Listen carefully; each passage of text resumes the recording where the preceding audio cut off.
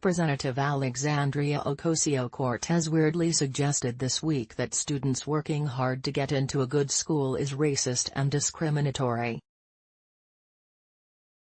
The New York lawmaker took to Twitter on Wednesday to voice her concerns that a top school in her state had only accepted 7 new African American students, arguing that it was a sign of racism. Claim Your Free Make America Great Again hat while supplies last. Stuyvesant, the school in New York she is referring to, is a public school that apparently has admissions that are based on merit. 68% of all NYC public school students are Black or Latino. To only have 7 Black students accepted into Stuyvesant, a public high school, tells us that this is a system failure. Education inequity is a major factor in the racial wealth gap. This is what injustice looks like, she wrote. 68% of all NYC public school students are Black or Latino.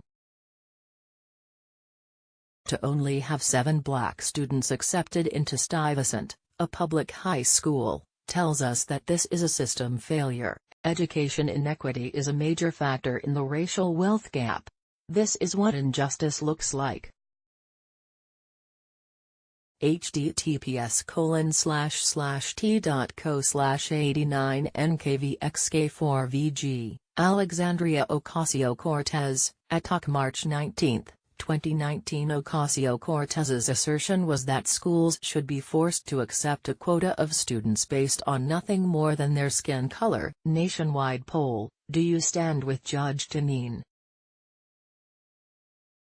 Rather than only admitting students who met the school's requirements and worked hard to get into the elite program, Ocasio-Cortez is arguing in favor of a system that places race over merit. Ocasio-Cortez's logic is that if someone can't earn, force the school to accept unqualified kids into the program for no reason other than race.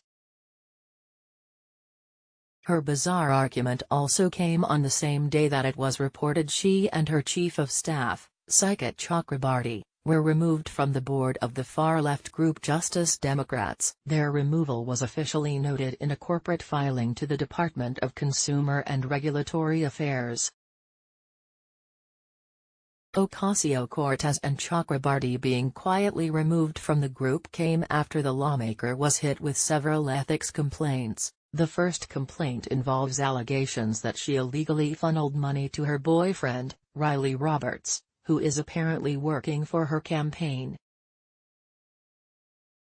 The second complaint alleges Ocasio-Cortez and Chakrabarti may have intentionally concealed information about their control over Justice Democrats. Poll, should crooked Hillary be tossed in jail? A third ethics complaint accuses Ocasio-Cortez of using government resources for campaign purposes. It has also been reported that Chakrabarti allegedly funneled over $1 million in political contributions to his private business. Former FEC Commissioner Hans von Spakovsky recently said that if Ocasio-Cortez and her chief of staff intentionally tried to hide the information, they could go to jail.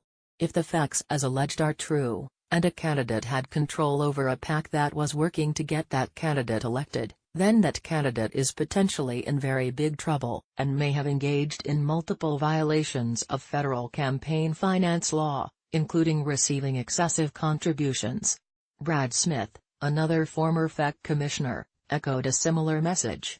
At minimum, there's a lot of smoke there, and if there are really only 3 board members and she and Chakrabarti are 2 of them, sure looks like you can see the blaze. I don't really see any way out of it.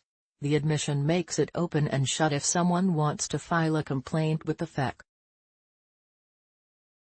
I don't see how the FEC could not investigate that. We've even got their own statement on their website that they control the organization.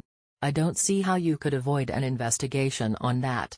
That's the exact definition of the corruption in Washington that many Americans want drained from the swamp. Related, Mitt Romney betrays President Trump. Again related, these 12 Republicans side with Dems, betray Trump on national emergency.